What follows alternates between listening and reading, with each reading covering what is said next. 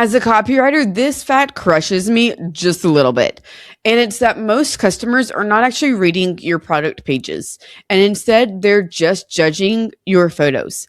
And I know, I get it. This sounds really dramatic, and it is maybe perhaps. But in the world of e-commerce, your visuals are often doing more selling than your copy and your features and sometimes even your ads.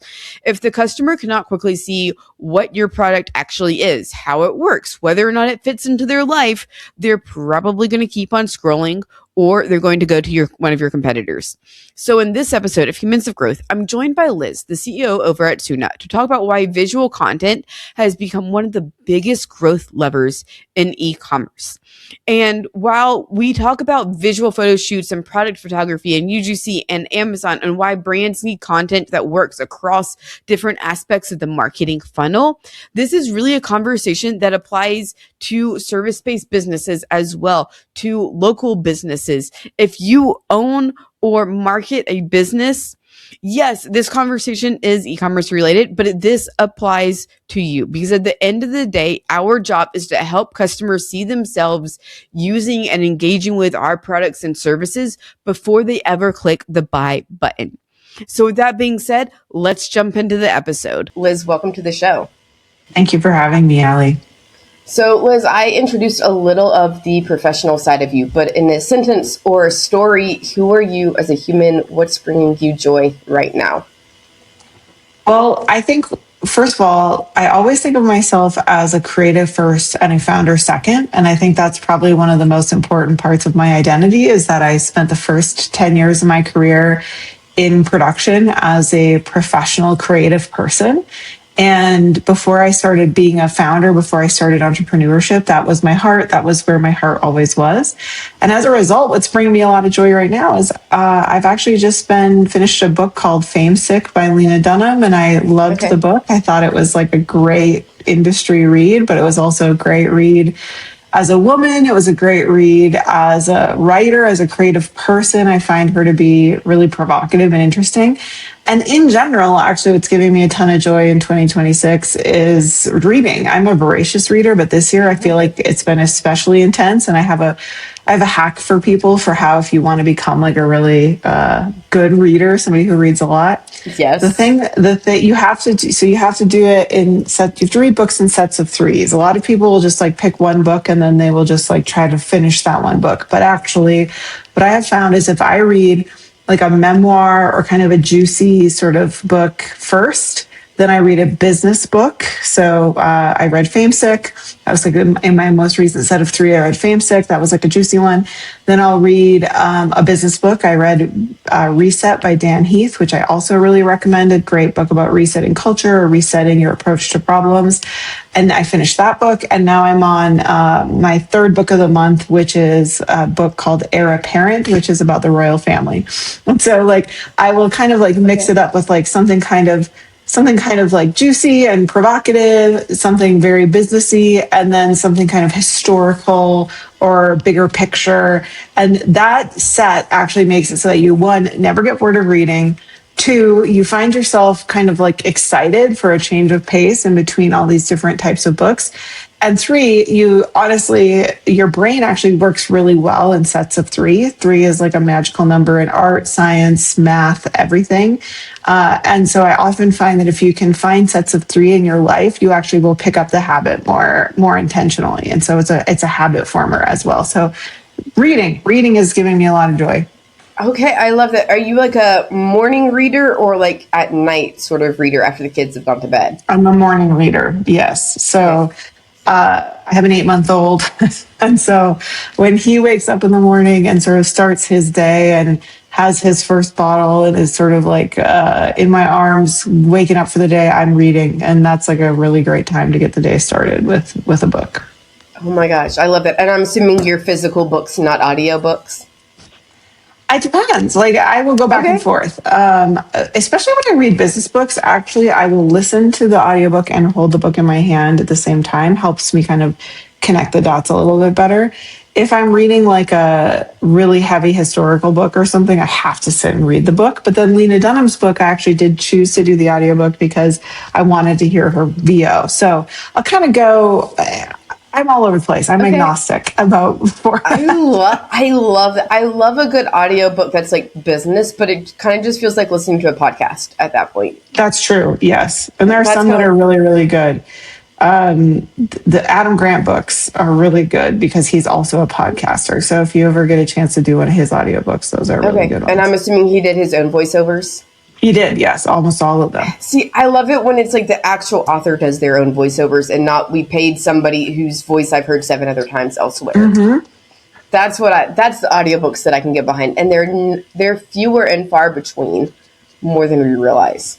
I think you're right. In fact, the other one I read last month, I read Empires of AI by Karen Howe, and that was like my kind of businessy book that I read last month. And she read her whole book, and it was amazing. It was wonderful to listen to her read her whole book. So if the author reads their book, I do try to listen to it because Okay. there's something about that I think you're right. Like there's a magic to that. There's something very personal about it as well. Anyway, we could go on about We could go down this rabbit audiobooks hole. forever, but let's not. I'm gonna pivot us. So I'm gonna make you to give me another word vomit. So I actually in the intro did not introduce Soona, and I did that on purpose. So I want to hear from you. You're not a traditional marketing agency or really necessarily a traditional production company either. So tell me a little bit about how Soona works.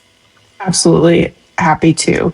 Soona, you're right. Soona is not an agency at all, actually. We don't think of ourselves as an agency and we don't think of ourselves as a production company.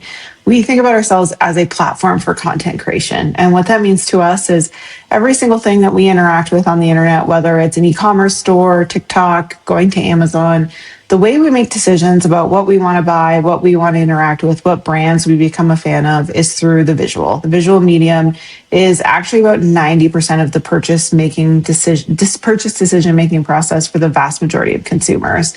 And creating those visuals has historically been a really slow, very arduous, and oftentimes incredibly expensive process. And so Yep. Soona is a platform to make that more affordable.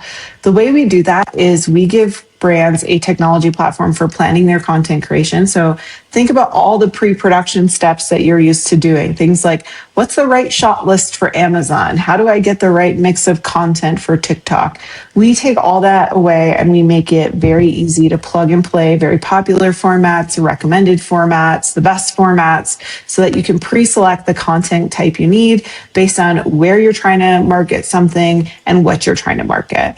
And then we match you with our platform, and our platform we match you with our talent on our platform. So our talent is our photographers, our stylists, our models, our UGC creators. You have over 1,500 types of professionals on the platform.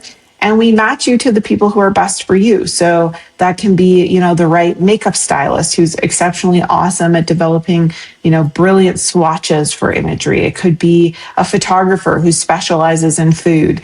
All those things get matched together.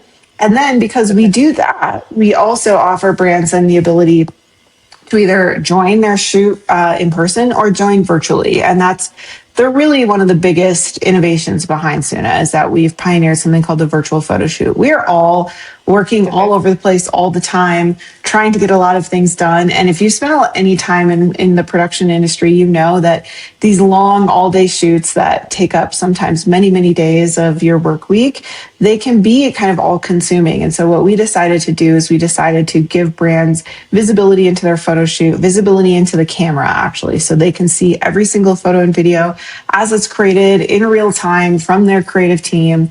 And they can comment on it, give feedback on it, like things, actually get edits done in real time on any of those assets without having to leave their desk, leave the train, leave their office, leave their vacation if that's where they are. And so that virtual photo shoot component, that ability to really be there without having to be there is one of the biggest things that we offer. And then finally, when we talk about being a platform, it means connecting to all the places where this content lives. So Soona integrates with your Shopify store, your Amazon store, your social platforms, your Canva account. So if you want to go edit your content on Canva or put it in different templates, you can do that. It's really thinking about the end-to-end creative experience and how we can make that a more seamless process so that your content creation is faster. We're about twice as fast as traditional production, more affordable. We're about 30% less expensive than traditional production. and frankly, more scalable, helping brands be able to create just significantly more content while they are working on all these different productions. I like this. This is so cool and fascinating because I've talked to a lot of production companies and like the amount of like, let me go haul my gear to the client and like the pre-production, during production, post-production. It's so time consuming. And be able to like it can eat up your life. it can one shoot can be an entire week of your life in prep. So if I'm an e-commerce brand here in Nashville and I have my products here, am I then just shipping them to wherever the photo studio essentially is? Precisely. So say, for example, you're a cosmetics brand and we've matched you with one of our photographers. We will give you the address where you need to ship your product. We'll give you all the information about what you need to ship. If it's your first photo shoot, we'll actually ship it for free. So we'll cover the cost of shipping for you on your first photo shoot. And say, for example, it's shipped to our Minneapolis warehouse. Once it gets there, you're going to get all the notifications about it's arrived. How does it look? We'll intake it for you, inventory it for you. One of the things we also have is we have a robust prop library with thousands of props. So you can actually pick the prop. Once your product arrives in our location, you can see what props are available in that location and grab props off the platform and book them to be included in your photo shoot. And so every single thing about the process is really meant to be virtual and really, really easy to do, just like running your e-commerce store. Oh my gosh, this is fascinating, especially because when you think of like a lot of e-commerce brands try to do like their product shoots in-house, which is fine. And if you have a good photographer that you're best friends with, like sure.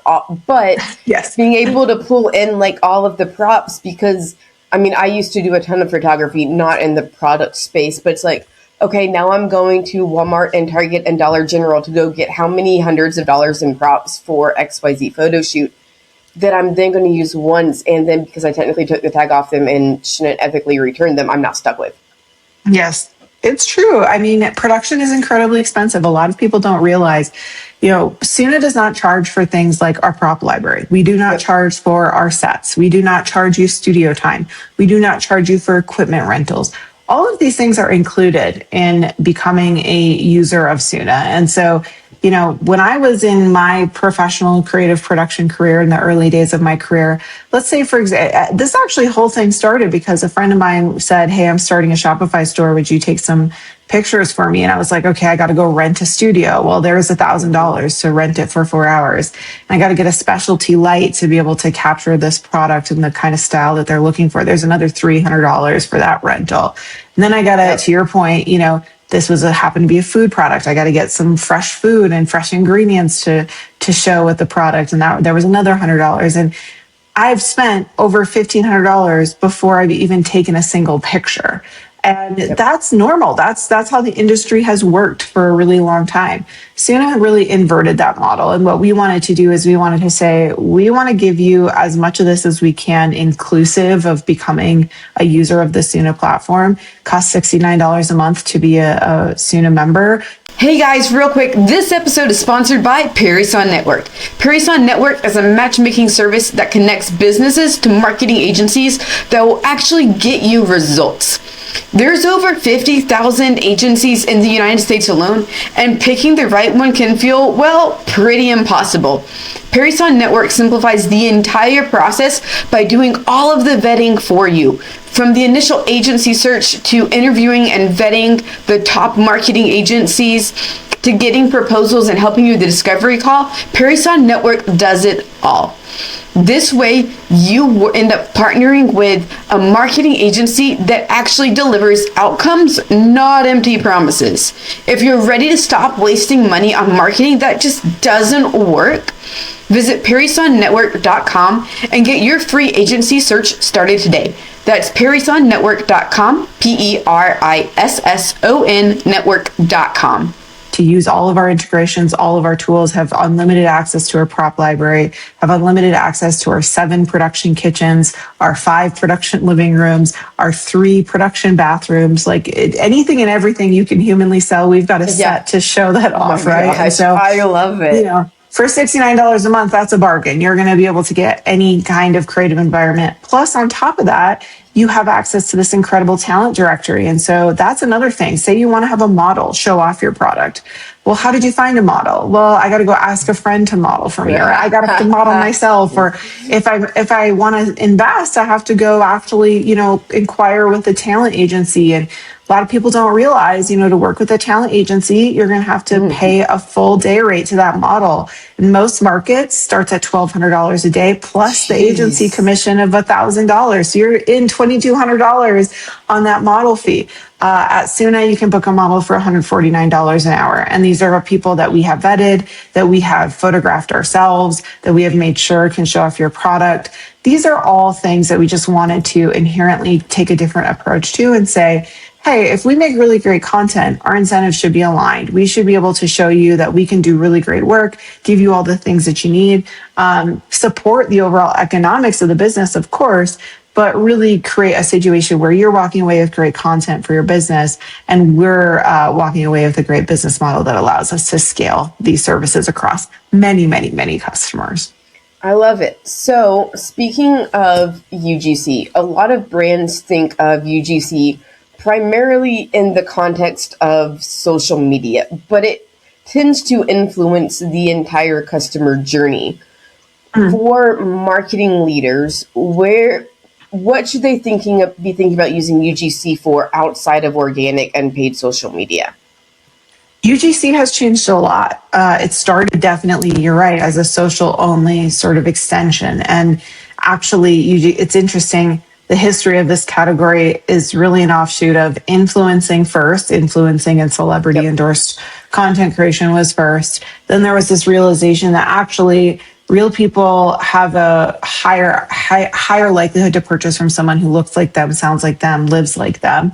And then user generated content sort of came from that offshoot as, hey, I actually want to buy from people who look like me, not somebody who is a celebrity. So that started as a purely social exercise. But what we've seen at Soona is that it has grown into every part of the purchase making process. So on your own website, if you include user-generated content in your gallery images, in your PDP, so that's, when you see your 5 images of your product at the top, if you highly curate 2 to 3 pieces of really well done user-generated content in that photo set, it can increase conversion rate to cart by as much as 75%. Because it's reminding people oftentimes of their discovery of your business, as well as reminding you that it's supposed to live in a certain context. So if you just think about, I'm really into gardening. I have a massive, I'm a bit of a plant lady, actually. I love it. I'm here for it. When I go to, but I was literally just looking for a specialty product for my olive tree the other night, and I noticed I made the decision to purchase from the website that had put user-generated content in the set because I could see how the product had actually influenced a real consumer, not just me, right? Or not just a marketing asset, that I would want it to look like and how that applies to me.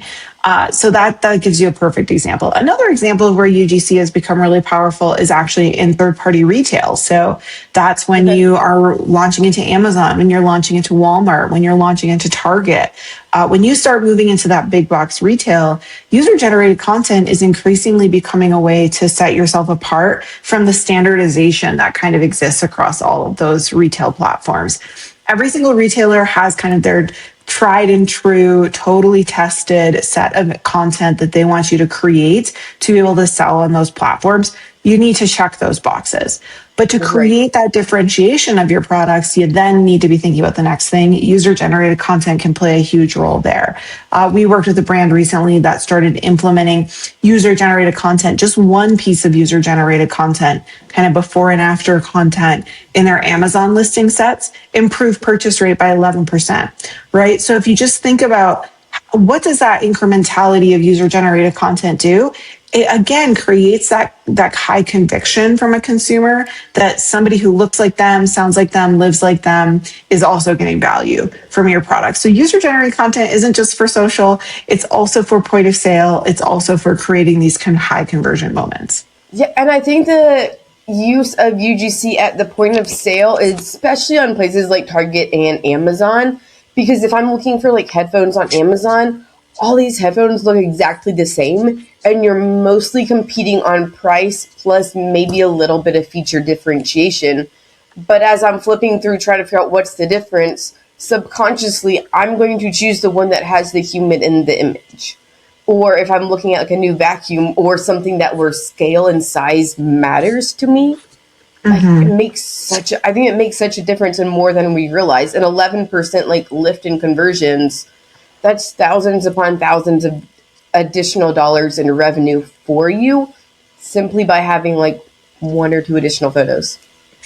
I got to tell you, one of the things I see so consistently too is as UGC exists in more places in your funnel. So if you think about a lot of brands use UGC in organic social, increasingly Yep. brands are using UGC in paid ads. The thing to remember is that we're taking consumers on a journey always.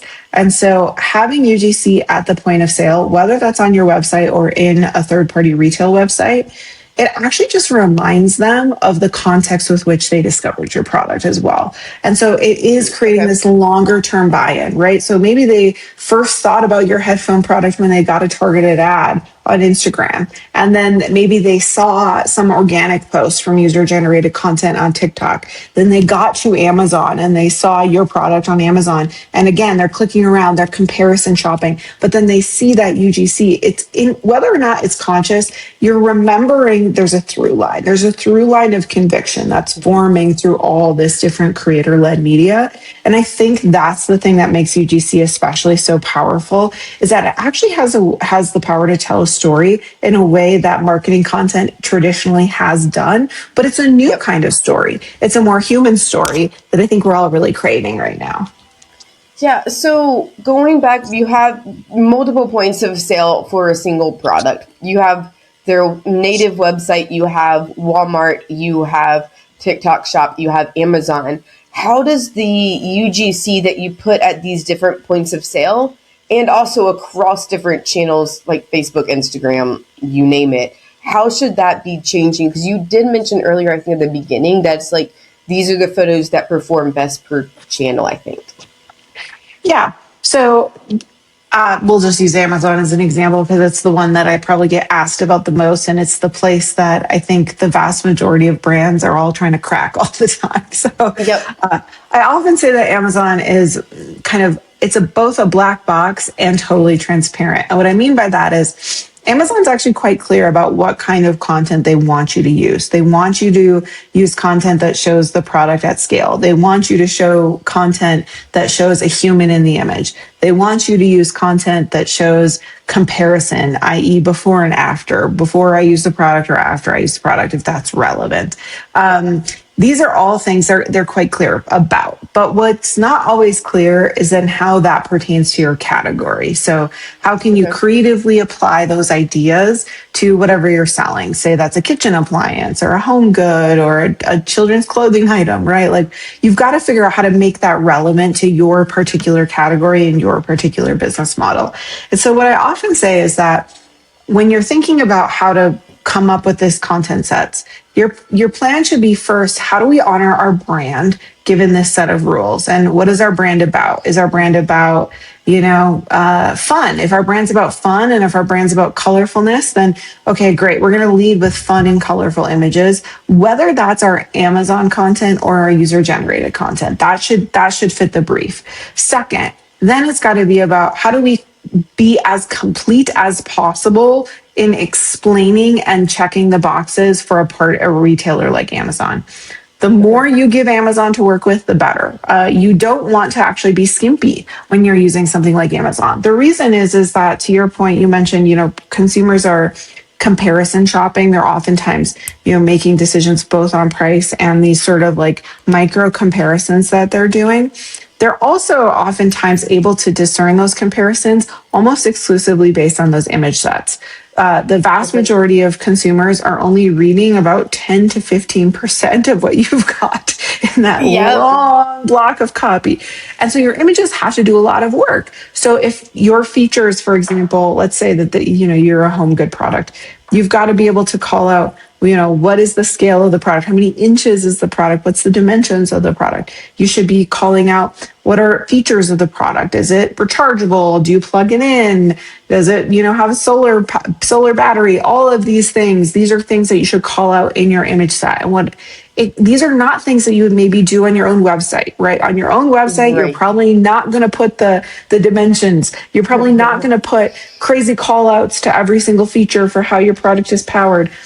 The reason I call out all of this sort of minutia is because it's a mindset shift. It's a mindset of how do you make the rules of the road of these massive retailers work for you while still honoring what's important to your brand and what's important to your business. And for a lot of folks, the way that they can make that connective tissue between their website and these third-party retailers is also UGC.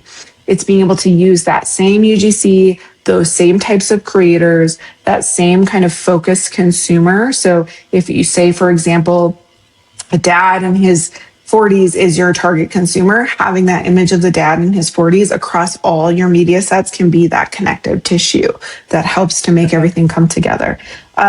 These are the things that I advise brands to focus on so that you can create both an on-brand experience and a high conversion experience at the same time.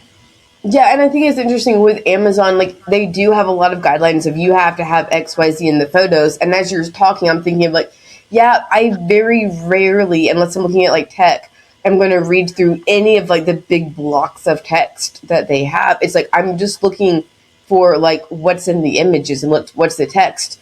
But I think something that you said was super unique is like the image of the 40-year-old dad across all the channels, because I originally came from an ad.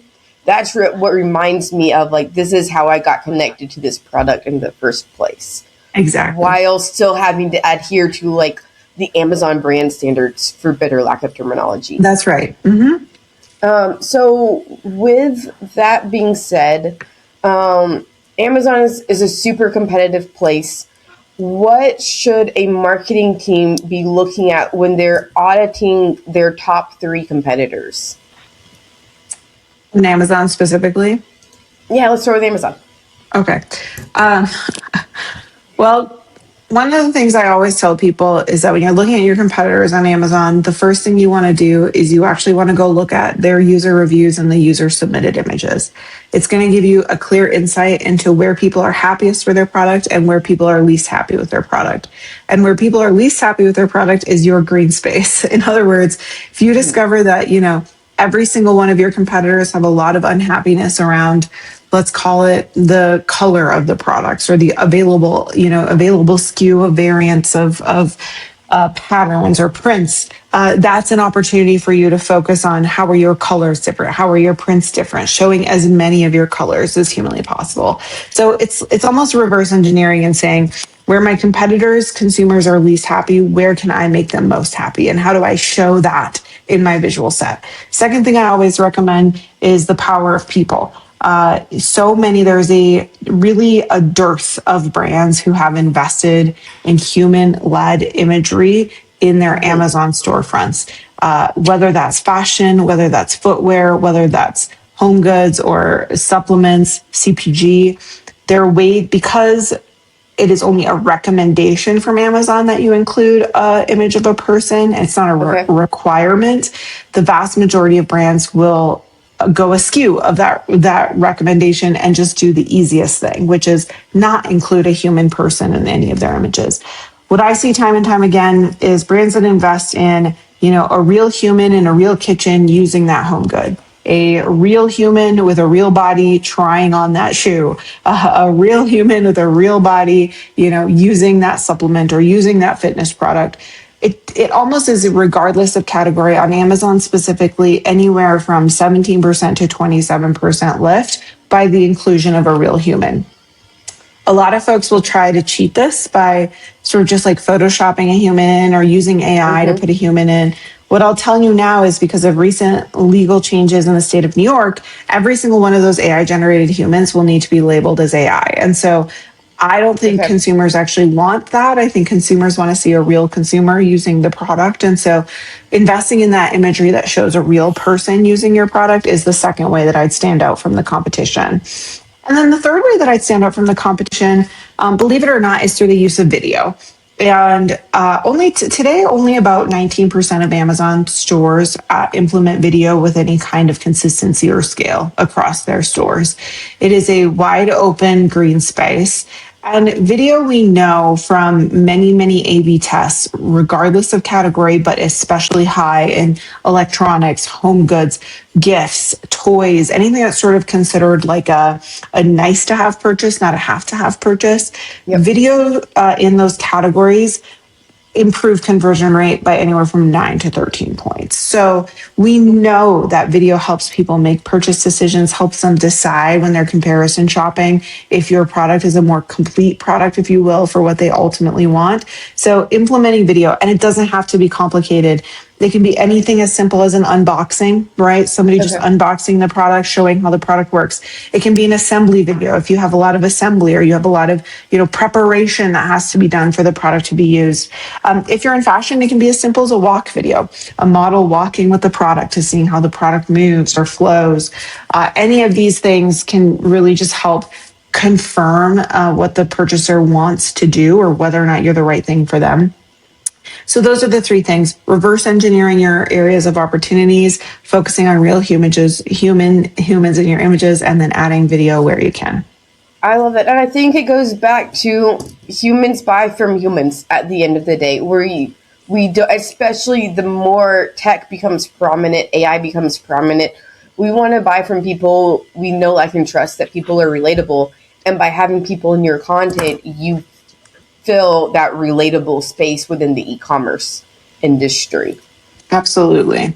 Humans aren't changing in this way, right? Like if you look at why do we like trends? Why do trends matter to us? Well, it's because someone somewhere started the trend. A person started the trend. The object didn't start the trend. The person who made it cool started a trend. So these are human-led activities, whether or not we always inherently understand or accept that. Yeah, and I think under every data point is, at the end of the day, it's humans. Humans upon humans upon humans is what makes up any sort of data set. And I think as marketers, we kind of lose sight of that every once in a while. So we get so obsessed with, like, the analytics and the features and the benefits that we miss the, hey, don't forget the actual people.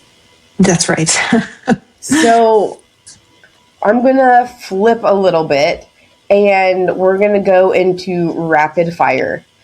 So this is just the first thing that comes to mind, 100% industry and channel agnostic, because you've been in the marketing space for a minute or so. Sure. So number one, most overrated marketing channel right now. Most overrated? Meta. Yeah. We all spend so much time optimizing, trying to understand it. I don't think it's ever been the same since the algorithm changes that started in 2022, and it's just gotten worse from there. Yep. Most underrated marketing channel right now. Amazon ads. Ooh, okay. If you had to start a non-marketing business tomorrow, what would it be? Well, here's the thing. I ultimately believe every business is a marketing business. In fact, in today's day and age, if you don't know how to get distribution for your product, you don't have a business at all.